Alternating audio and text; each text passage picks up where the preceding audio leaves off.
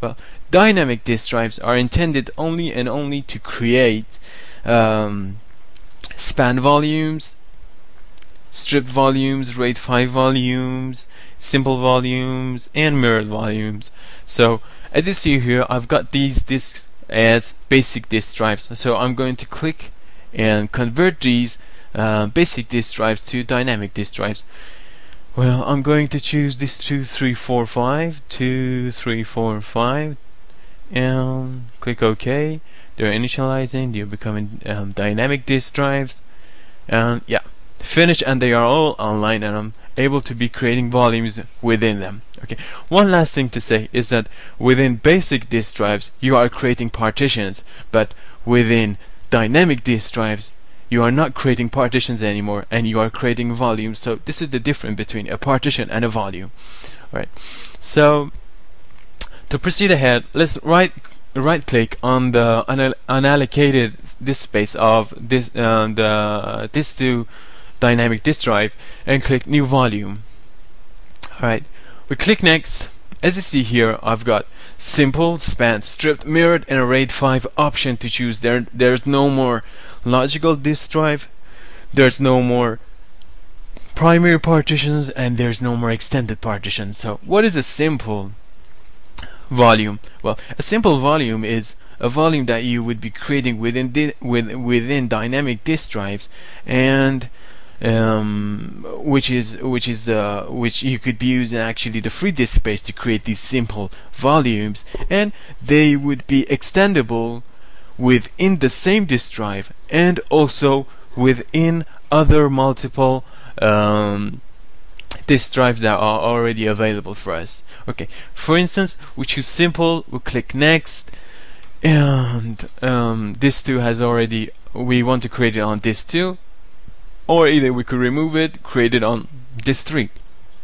Right now I'm going to be creating on disk 4, for example, choosing only 100 megabytes of disk space, and click next, click the choose the drive letter, click next. I'm not going to format it, click next, and final finished. Okay, as you see, it's going to be initialized, and we are all finished. Okay, right now you're going to get a better view, and we are finished, and we've got our I drive placed here, here, and so on. Alright, so one other thing that we could do here on dynamic disk within simple volumes that we couldn't do here on basic disk drives within primary or extended partitions or either logical drives is that we could extend this to unallocated disk space. So we could right click on it, extend the volume, right, click next,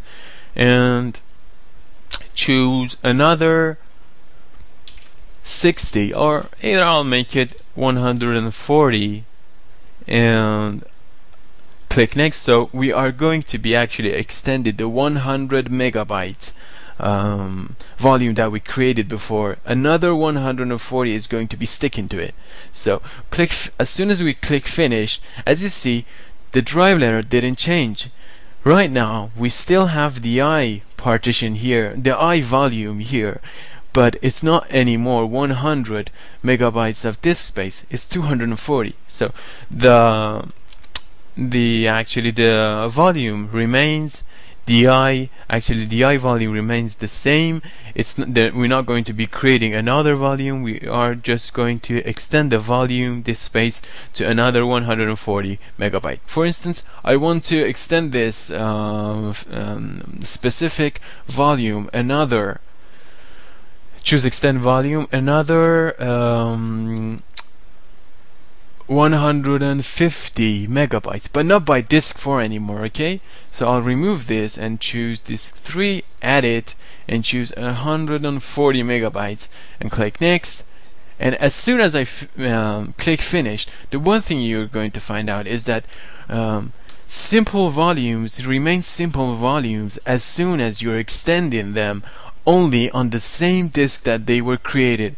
But as soon as you extend them within multiple disk drives, they would be automatically converted into spanned volumes. Okay, I click finished, and as you see here, this is not a simple disk drive anymore. Here it's a simple volume anymore.